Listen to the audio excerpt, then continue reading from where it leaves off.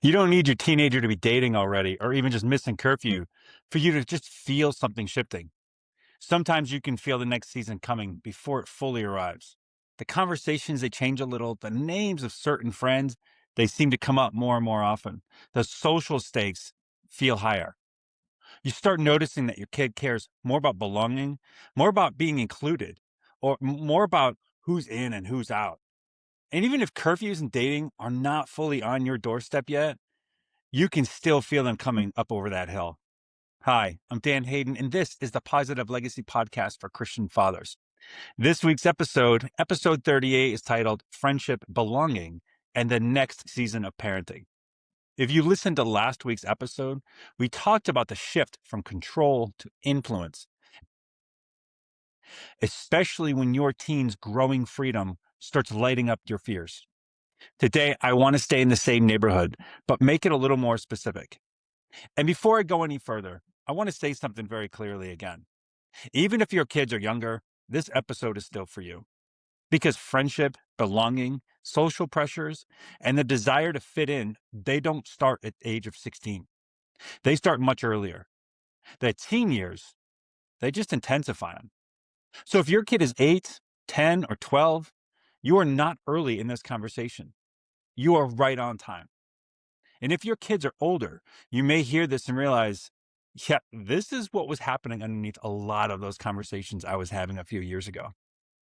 Now, I also want to be honest. I'm not coming to you in this episode as that guy who has already navigated a bunch of curfew battles and dating drama with my daughters. I just haven't. We're not fully there yet, thankfully or unthankfully. I'll let you know. Only time will tell. Hey, but what I am going to do is something I've been trying to model throughout the whole podcast. I'm trying to prepare before that pressure hits. I can feel the seasons changing. I can feel the social world getting a little more complex. I can feel that who my daughters spend time with, how they think about belonging, and how safe they feel talking to me about all of it.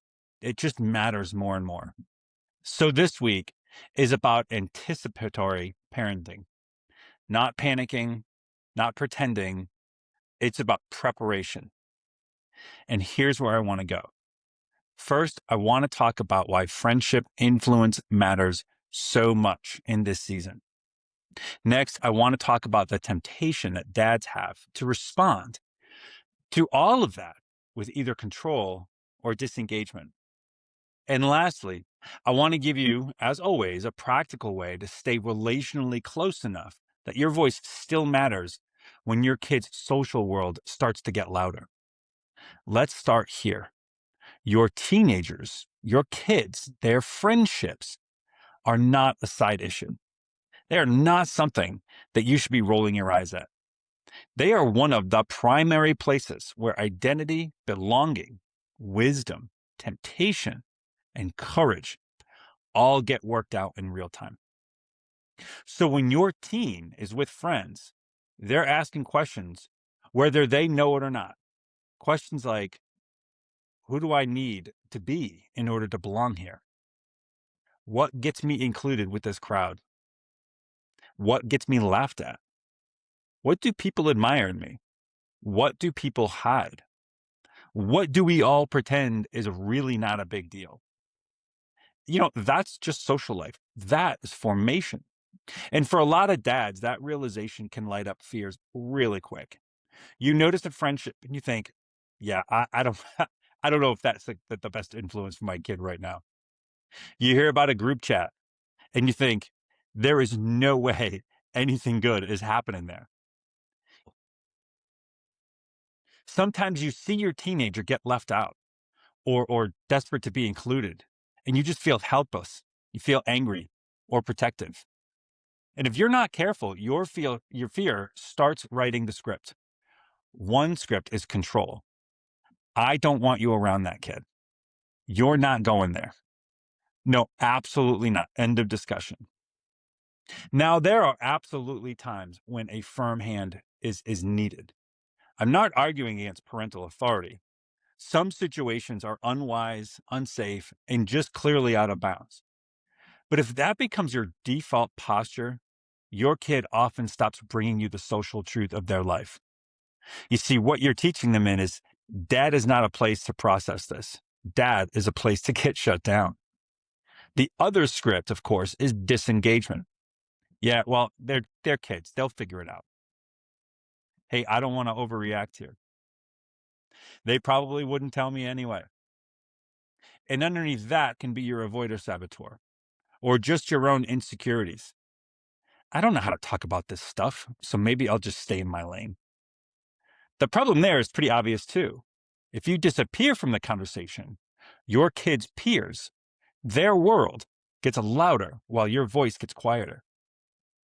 Neither extreme, of course, is what we want. We're not trying to be the social police. We're not trying to be passive observers. We're trying to be a safe, wise, and steady influence in the lives of our kids. That means the first job is not to control their friendships. The first job is to stay connected enough that they'll let you see what's actually happening. I want to say that again because I think it's kind of big. Before you can guide well, you have to remain welcome. That does not mean your teenager always likes your guidance. It means the relationship still has enough trust in it that real things can be said. So what helps with that? That's one of the biggest mindset shifts here. Interrogation sounds like, who was there? What did they say? What were you doing? Was there a parent there? All that stuff. Again, some of those questions may matter. I'm not discrediting that. But when they come rapid fire, your teen can feel your anxiety more than your care. Curiosity sounds a little different. It's a little more nuanced. What do you like about being around her? How do you feel after you hang out with that group? Do you feel like you can be yourself around them? What's hard about that friendship lately? Those questions do something really different. They help your kid become more discerning, not just more compliant. They invite reflection, not just reporting. And that's what we're after. Because the goal is not that your teen simply avoids every hard social situation because you said so. The goal is that they gradually become the kind of person who can recognize healthy and unhealthy dynamics with wisdom. That is influence. Now, let me make this practical. A lot of dads, when they sense a friendship issue, they jump straight to evaluation. Yeah, I don't like that kid. Yeah, that group chat, that feels kind of sketchy.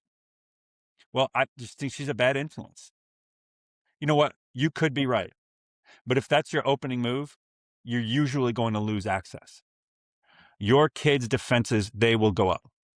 They feel like they have to protect the friendship or protect themselves or just prove you wrong.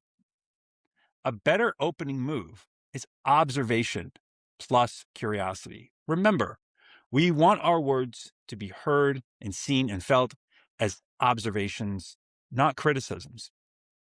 Something like, hey, I've noticed you seem different after you hang out with them. Are you feeling that too? I noticed you've been talking about this friend a lot lately. I noticed you seem more stressed since this group started becoming a bigger part of your life. Then ask the question, what's that been like for you? That kind of conversation does not guarantee openness, but it gives openness a chance. And if your kid says, it's fine, which they probably will at some point, you do not have to force the whole conversation right then and there. You can simply stay present. Okay, hey, look, if it's not something you want to talk about right now, that's fine. I just want you to know that I care and I'm here. That's being a safe place without being a doormat. Now let's talk about belonging for just a quick minute. I think one of the hardest things for parents in this season is that we remember enough of adolescence to know how much belonging matters. We know what it's like to want in. We know what it's like to be left out.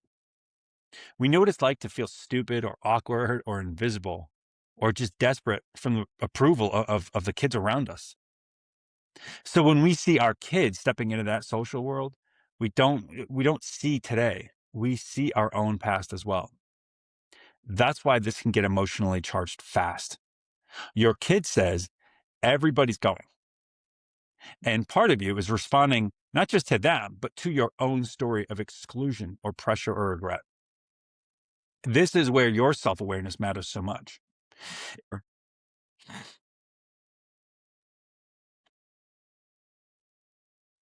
If your own unresolved stuff is loud, you may overprotect or over-identify or even overcorrect. You may turn a normal teen situation into a much bigger emotional event because of your own history getting activated. That's why the first question is often not, what should I do about this friend? Instead, the first question should often be, what is this bringing up inside me?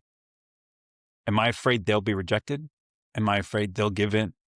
Am I afraid they won't know how to stand alone? Am I afraid they'll repeat parts of my story? That kind of clarity helps you respond with more steadiness. Then, once you're steadier, you can help your teen think well. One of the best ways to do that is to ask questions that connect friendship to identity, not in a preachy way, just in a thoughtful way. Questions like, do you feel more like yourself or less like yourself around them? Do you feel pressure to perform with that group? When you're with them, do you feel peaceful or are you on edge? Do you make it easier or harder to make good decisions? If something went sideways, would those be the people who had your back? That's the kind of conversation that helps your kids start noticing not just, do these people like me, but who am I becoming when I'm with them? And that is a very powerful shift. It's also a useful bridge into the next season because curfews and dating don't really arrive out of nowhere. They grow out of this larger social world, who they want to be with, who they want approval from, who they trust,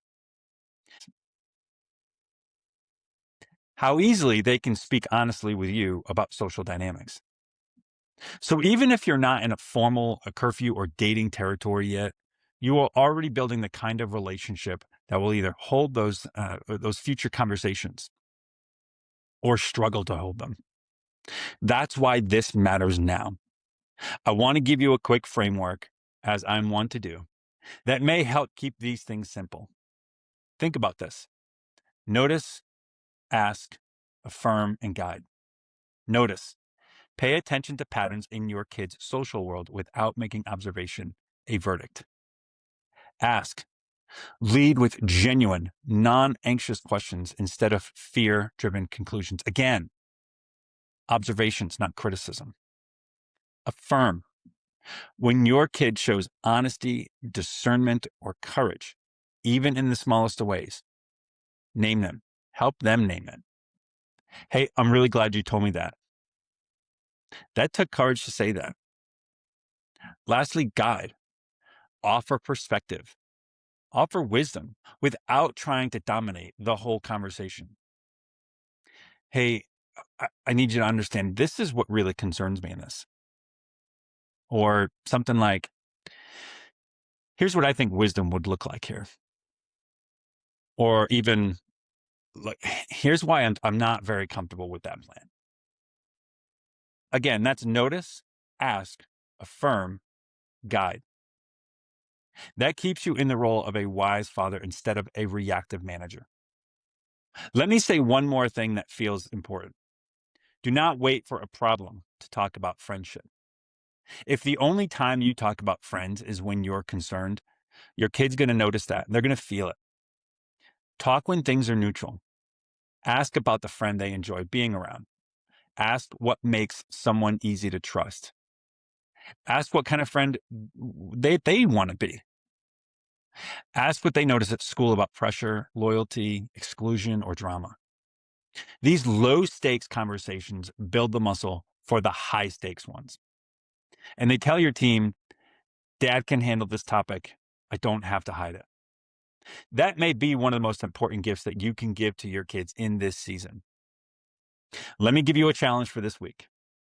I want you to choose one small moment to be curious about your teen's social world without trying to control it. Maybe it's in the car, maybe it's after a practice, maybe it's over a snack at the kitchen counter. And I want you to ask one question, something like, who have you been enjoying being around lately? What makes someone feel safe to be around? Do you feel pressure to be a different version of yourself with certain people? That's a good one. What do you think makes a strong friendship? Then do your best to stay with the conversation without rushing to connect or to warn or to solve the world's problems. Just listen.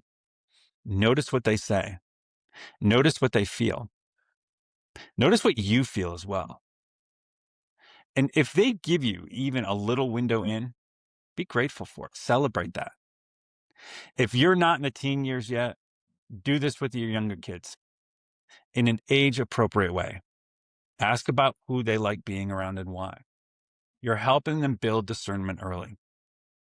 If you're in the thick of it and this episode is hitting home, I want to invite you to take that next step.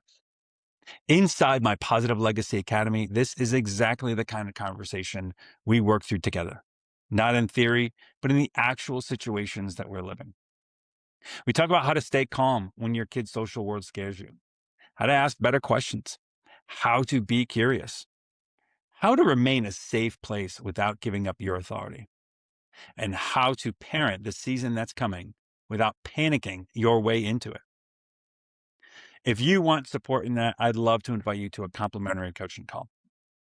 On that call, we can talk about what you're noticing in your teens' friendships right now, what fear it's stirring in you, and how you want to show up differently. And we'll also talk about whether coaching with me or a group of other Christian dads would be a helpful next step. You can grab a time on my calendar through the link in the show notes.